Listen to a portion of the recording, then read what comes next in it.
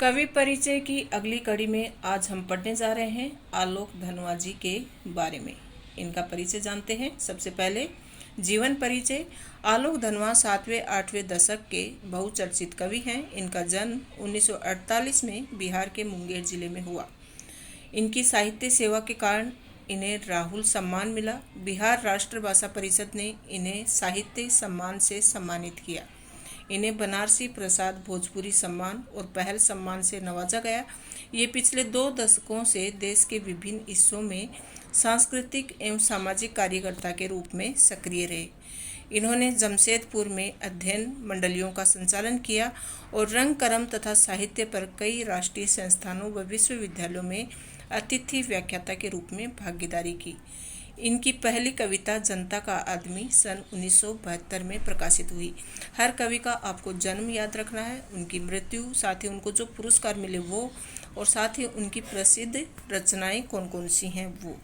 ये 3-4 बातें आप हर कवि के बारे में जानकारी रखेंगे और इन्हीं के आधार पर आपको कवि परिचय में मार्क्स दिए जाएंगे। फिर उसके बाद भागी हुई लड़कियां, ब्रूनो की बेटियां कविताओं से इन्हें प्रसिद्धि मिली। इनकी कविताओं का एकमात्र संग्रह सन 1998 में दुनिया रोज बनती है शीर्षक में प्रकाशित हुआ। तो इनकी कविताओं का जो संग्रह है वो दुनिया रोज बनती है इसमें शीर्षक में प्रकाशित हुआ था। इस संग्रह की व्यक्तिगत भावनाओं के साथ सामाजिक भावनाएं भी मिलती हैं। जहाँ नदियाँ समुद्र में मिलती हैं वहाँ मेरा क्या है मैं नहीं जानता, लेकिन एक दिन जाना है उधर।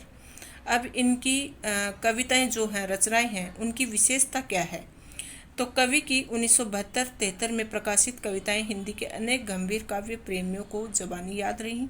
आलोचकों का मानना है कि इनकी कविताओं के प्रभाव का अभी तक ठीक से मूल्यांकन नहीं किया गया। इसी कारण शायद कवि ने अधिक लेखन नहीं किया।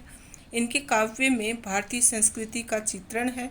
ये बाल मनोविज्ञान को अच्छी तरह समझते थे।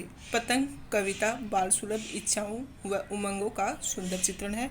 तो इनकी कविताओं की विशेषता है कि ये ज़्यादातर बच्चों के बारे में लिखते थे। बाल मनोविज्ञान से संबंधित इनकी कविताएं होती थी और भारतीय संस्कृति का उसमें चित्रण होता था। इनकी भाषा, कवि ने शुद्ध साहित्य खड़ी बोली का प्रयोग किया है। ये बिंबों का सुंदर प्रयोग करते हैं। इनकी भाषा सहज व सरल है। इन्होंने अलंकारों का सुंदर व कुशलता से प्रयोग किया है। तो आई होप आपको आलोक धनवा जी के बारे में जानकारी मिल गई होगी। ऐसे ही हम सभी कवियों का परिचय इसी तरह जानते रहेंगे और आपको पढ़ते पढ़ते ही, मेरा वीडियो सुनते सुनते ही सभी कवियों के बारे में जानकारी मिल पाएगी। वीडियो देखते रहिएगा। अच्छा लगे तो लाइक कीजिएगा, शेयर कीजिएगा। Thank you so much.